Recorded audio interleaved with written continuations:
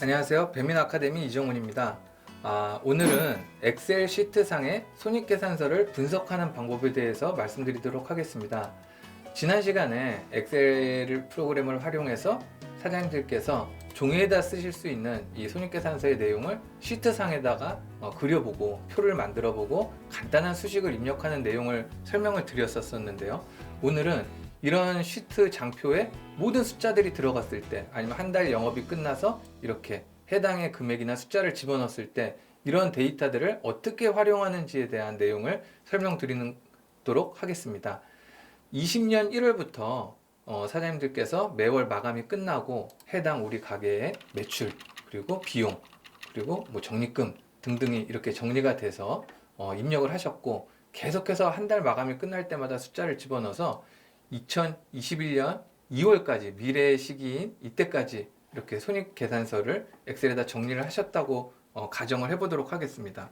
21년 2월이라고 지금이 생각을 하고 2월 마감 결과에 대해서 이 한 달 장사한 내용을 갖고 이 숫자들을 통해서 내가 무엇을 생각하고 경영에 대한 생각을 할 것이냐를 고민하는 방법에 대해서 말씀드릴 건데요.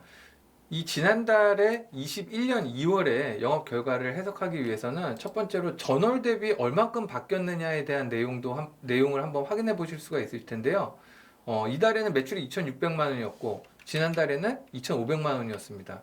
그리고 비용은 지난달에는 2,400만 원이었었고 이번 달에는 2,363만 2천 원이 이렇게 나왔죠. 그래서 남은 돈이 지난달에는 장사가 1월에는 굉장히 안 됐었나 봐요. 그래서 85만 원밖에 안 남았는데 이번 달에는 그래도 그거보다 좀 나은 236만 8천 원이 나왔습니다. 그러면 이런 차이가, 지금 매출은 100만 원 차이인데 실제로 남은 돈만 갖고 계산을 해보면 그거보다 더 큰 차이가 납니다. 그럼 어디서 어떤 돈들이 변했는지를 확인해 보실 필요가 있는데요.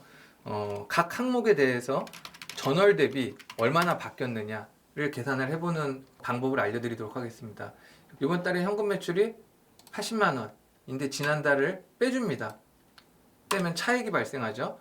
마이너스 20만 원. 지난달보다 20만 원이 줄었다라는 얘기입니다. 그래서 이 수식을 여기다 쭉 집어넣어 주셔야 되는데, 지난 시간에 말씀드렸던 내용과 같이 수식을 하나씩 다 입력하지 마시고 이렇게 수식이 들어간 셀에서 네모난 박스에서 우측 하단에 이런 그 사각형 녹색 줄을 잡고 왼쪽으로 클릭하신 상태에서 쭉 밑으로 내려주시면 21년 2월에서 전월 값을 뺀 결과가 이렇게 쭉 산출이 됩니다. 그럼 빨간색은 지금 마이너스 값들이 표현이 된 건데요. 보시면 매출이 100만 원이 늘었는데 비용은 51만 원이 줄었습니다. 그러니까 이익은 결과적으로 들어온 돈은 100만 원이 늘고 쓴 돈은 50만 원이 줄었으니까 이익은 150만 원이 넘게 지난달보다 더 발생을 하게 된 것이죠. 이렇게 해서 전월 대비 어떤 항목들, 특히나 이제 비용 같은 경우에는 매출은 100만 원밖에 차이가 나지 않는데 어느 항목에서 비용이 줄었느냐 보면 식자재에서 지난달보다 50만 원 정도의 지출이 줄었습니다. 네, 이런 것들을 확인해 보실 수 있는 내용이고요. 이게 뭐 꼭 전월 대비로만 해보실 수 있는 게 아니라 직전 3개월 대비 변동한 내역도 확인해 보실 수가 있는데요. 21년 2월의 값들을 직전 3개월, 20년 11월, 12월, 1월 이 세 개의 값들의 평균으로 빼주는 방법을 한번 계산을 해보겠습니다. 이 3개월의 값을 한 번에 수식해서 빼줄 수도 있지만 그렇게 하면 좀 더 어렵게 생각하실 수가 있기 때문에 여기다 아예 새로 하나를 만들어 보도록 하겠습니다. 직전 3개월의 평균을 계산할 수 있는 셀을 집어넣고요. 직전 3개월의 평균은 이 세 개의 값을 더한 다음에 이 값을 더해서, 자, 그냥 더해주면 안 되죠. 가로를 쳐주셔야죠. 이렇게 세 개의 값을 더해서 나누기 3을 해주면 됩니다. 그리고 이렇게 소수점 나누기 같은 것을 사용하시게 되면 소수점으로 표현이 되게 되는데요. 이런 경우에 이 값들을 다시 정수 단위로 바꾸실 때 사용하는 그 기능이 여기 표시 형식을 컴마가 들어가 있는 숫자로 바꿔줘라. 예, 요거를 클릭을 하시면 다시 이렇게 표현이 예전과 같은 숫자의 서식으로 바뀌게 됩니다. 그래서 직전 3개월의 평균 값들을 마찬가지로 쭉 긁어서 내리면 다 똑같이 계산이 됩니다. 이어서 여기 수식이 열 단위로 이렇게 계속 바뀌게 되죠. 그럼 직전 3개월의 평균이 나올 것이고요. 지금 저희가 알고 싶어 하는 것은 이 전월 대비의 값과 마찬가지로, 자, 색깔을 좀 다르게 표현을 해보겠습니다. 3개월 대비, 직전 3개월 대비 지난달에 어떻게 바뀌었느냐를 저희가 계산을 해야 된다라고 하면, 여기서는 굉장히 쉽죠. 21년 2월 대비 직전 3개월에서 얼마나 변동을 했느냐, 직전 3개월 대비 2월의 매출이 어떻게 변동했느냐를 확인해 보는 수식을 이렇게 입력을 해줬습니다. 그래서 직전 3개월 평균의 현금 매출은 166만 7천 원이었는데 지난 2월은 80만 원이었기 때문에 86만 7천 원이 줄어들었다라는 표현이고요. 이 수식을 마찬가지로 쭉 내려서 복사를 해주시면 되겠습니다. 자, 그러면 21년 2월에 매출과 비용에 대해서 직전 3개월보다 얼마나 변동했는지, 직전 3개월 대비 매출은 2,600만 원이 됐다는 건 직전 3개월 대비 400만 원이 줄었다는 거예요. 직전 3개월의 평균이 3천만 원이기 때문에. 그럼 비용은 얼마나 줄었는지를 보면 식자재는 평균 비용 대비 한 200만 원이 더 줄은 것으로 나타나고요. 임차료는 매월 동일하기 때문에 변동이 없고, 인건비도 해당 직원을 똑같이 채용하고 있기 때문에 변동이 없습니다. 그리고 또 한 가지 해보실 수 있는 좋은 방법 중에 하나는 전년도의 2월과 같이 비교를 해보실 수도 있겠습니다. 그러면은 20년 2월에는 2,800만 원을 팔았고 나간 비용이 2,200만 원이 소요가 됐는데 올해 2월에는 어떻게 바뀌었는지, 이런 것들도 마찬가지로 빼기로 수식을 넣어서 계산을 하실 수가 있겠죠. 그러면 전년 동기라고 우리가 표현을 하죠. 같은 달, 전년 대비 같은 달은 올해의 값에서 전년 2월 값을 빼주는 수식을 넣고 이렇게 쭉 복사를 해주면 얼마큼씩이 변동을 했는지, 전년 대비 지금 장사가 잘 된 것인지 아니면 매출이 늘어난 것인지, 어떤 비용이 어떻게 변동했는지 또 확인하실 수가 있습니다. 그리고 또 한 가지 중요한 내용을 말씀을 드리면, 지금 제가 말씀드렸던 것처럼 같은 금액 2,600만 원을 팔았을 때 비용이 어떻게 바뀌었느냐를 지금 비교를 20년 1월과 21년 2월을 놓고 비교를 해 봤는데 저희는 이런 생각을 해볼 수가 있습니다.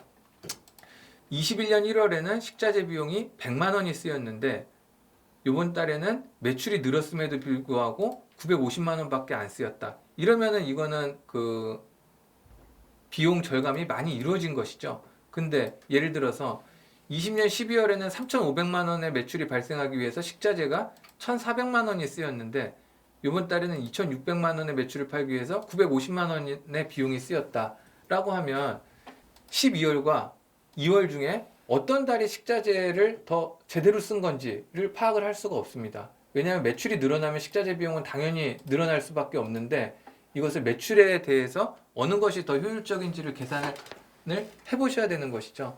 그래서 보통 경영을 분석하는 데 있어서는 비율을 많이 사용을 합니다. 비율이라는 것은 이 매출 대비, 매출 총액 대비 식자재가 얼마큼 사용이 됐느냐. 그래서 그런 것들을 우리 많은 사장님들께서 알고 계시는 것처럼 식자재율, 원가율이라고도 얘기를 하죠. 그래서 식자재 비율이 매출 대비 얼마나 사용되었느냐도 확인해 보실 수가 있고요.